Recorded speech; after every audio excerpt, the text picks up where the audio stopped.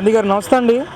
మరి ఏదైతే రాష్ట్రంలో సంచలనం సృష్టిస్తున్న ఈ లిక్కర్ స్కామ్కి సంబంధించి మిథున్ రెడ్డిని ఇప్పటికే అరెస్ట్ చేశారు.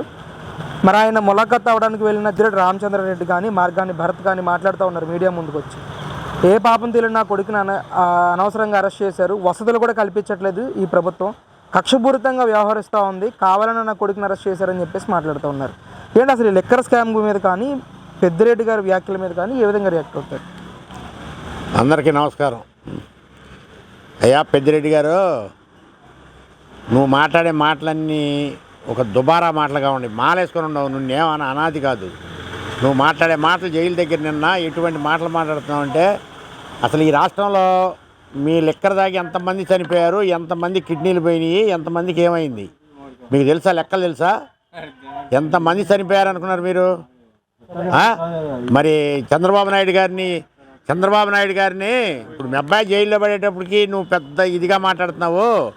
మరి మీ అబ్బాయి మరి చంద్రబాబు నాయుడు గారిని ఏ ఆధారాలు లేకుండా, ఏ రిపోర్టులు లేకుండా, ఏమీ లేకుండా ఎందుకు జైల్లో పెట్టించారు? దాన్ని ఏమంటారు? దాన్ని అక్రమ కేసు అనరా? 53 రోజులు పెట్టారు జైల్లో. దాన్ని ఏమంటారు? ఏమన్నా ఒకటి చూపించారు చంద్రబాబు మీద మీరు? దేనికి మాట్లాడతారా మీరు? వయసు వచ్చి కూడా ఎందుకు అట్లాంటి మాటలు మాట్లాడతారు మీరు? అనుభవం ఉంది, అనుభవాన్ని కూడా ఎందుకు మాట్లాడతారు? మీ వైసీపీ వాళ్ళ మీద అక్రమ కేసులు పెడుతున్నారా? ఎక్కడ పెడతారు అక్రమ కేసు? ఒక్కడ చూపి అక్రమ కేసు ఎక్కడుందో. చట్ట ప్రకారంగా చట్టం ఎట్టుంటే దాన్ని అట్ట చేస్తున్నారే తప్ప అనవసరంగా పెడతలా. భర్తగాడికి ఏం తెలుసని మాట్లాడుతున్నాడు? ఎరా తలకాయ పుట్టింది బాగా ఇంతలావు నీకేం తెలుసని మాట్లాడుతున్నావు నువ్వు? చంద్రబాబు నాయుడు అరికాలి గోటి సరిపోతావు నువ్వు అసలు చంద్రబాబు నాయుడు అంటానికి. నువ్వు అసలు ఎన్ని చేసావు అక్కడ? నువ్వు ఎంపీగా ఉండగా ఎన్ని చేసావు? మీ పార్టీ అధికారంలో ఉండగా ఎన్ని చేశారా మీరు? పాదయాత్రకు వచ్చి ఏం చేయించేవారు మీరేం చేశారా? గుడివాడ అమర్నాథ్ నువ్వు కలిసి ఏం చేశారా? మేమేం చేసామని చేశారా మీరు? మా మీద అక్కడ కూడా కేసులు పెట్టించారుగా. దేని పెట్టించారు? మేము మా హక్కుల కోసం పోరాడుతున్నాం. మేమే ఎవరికి ఇలా పొలం ఆంధ్ర రాష్ట్ర ప్రజలకు ఇచ్చాం. చంద్రబాబు నాయుడుకో, జగన్మోహన్ రెడ్డికో, భరత్గాడికో, లేకపోతే రామచంద్రారెడ్డికి ఇవ్వలే. మేము రాష్ట్రానికి ఇచ్చాం, రాజధాని లేని రాష్ట్రానికి ఇచ్చాం. ఇచ్చి మా హక్కుల కోసం మేము పోరాడుతుంటే మీరు ఏం చేశారా? అవన్నీ కేసులు అక్రమ కేసులు కదా.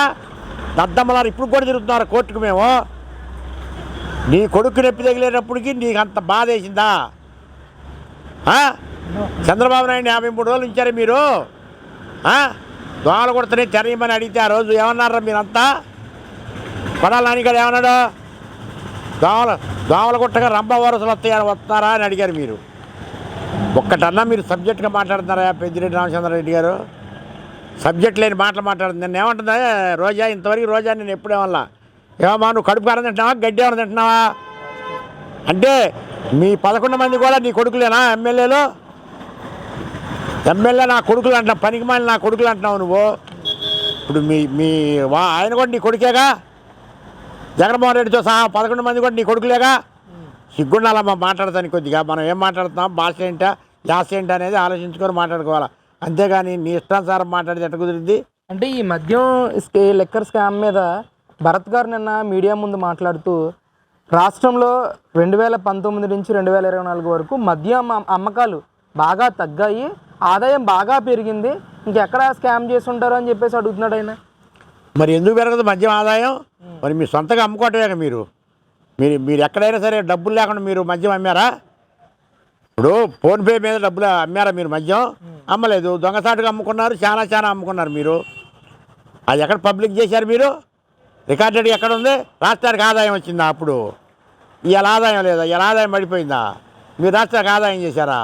అసలు మీ ఆదినాయకుడు జగన్మోహన్ రెడ్డి మేము అసలు మద్యపాన నిషేధం చేస్తామని చెప్పి ముంగల ఎన్నికల వాగ్దానం చేసి తర్వాత ఏం చేశాడు? 10 సంవత్సరాలు తాకట్టు పెట్టాడు రా దద్దమ్మ భర్తగా. నువ్వు ఒక ఎంపీ చేసావంటారు నువ్వు? తలకాయ పుట్టిందరా నీకు? 10 సంవత్సరాలు ఎందుకు పెట్టారు మద్యపాన నిషేధం చేస్తామని? తప్పుడు మాట కదా అది. చంద్రబాబు నాయుడు 6 చేయకపోతే మీరు రోజు అడుగుతున్నారే 6 పథకాలు అంటే ఏందయ్యే? ఆ పథకాలు గ్యాస్ బండ్ ఇచ్చాడు, మరి ఆగస్టు 15కి ఉచిత బస్సు చేస్తున్నాడు, మరి తల్లికి వందనం ఇచ్చాడు, మరి 4,000 రూపాయలు పింఛన్ ఇస్తున్నాడు.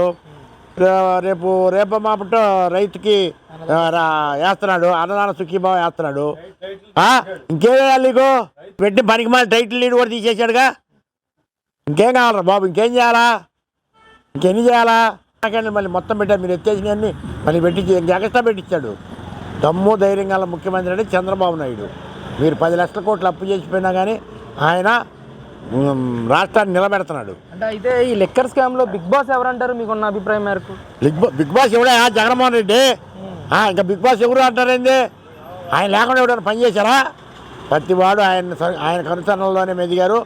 ఆఫీసర్లు కావచ్చు, ఎవడైనా వీళ్ళ 12 మంది జైల్లో ఉన్నవాళ్ళు కూడా ఆయన ద్వారాగానే ఆయన కనుసరణలోనే మెదిగారు. జగన్మోహన్ రెడ్డికి భారతమ్మ గారికి తెలియకుండా ఏ లిక్కర్ స్కామ్ అయినా స్టాండ్ అయినా ఏదైనా జరగలేదయా, మొత్తం జగన్మోహన్ రెడ్డి కనుసరణలు. కాకపోతే జగన్మోహన్ రెడ్డికి అమిత్ షా అన్న ఉంది, బీజేపీ అన్న ఉంది.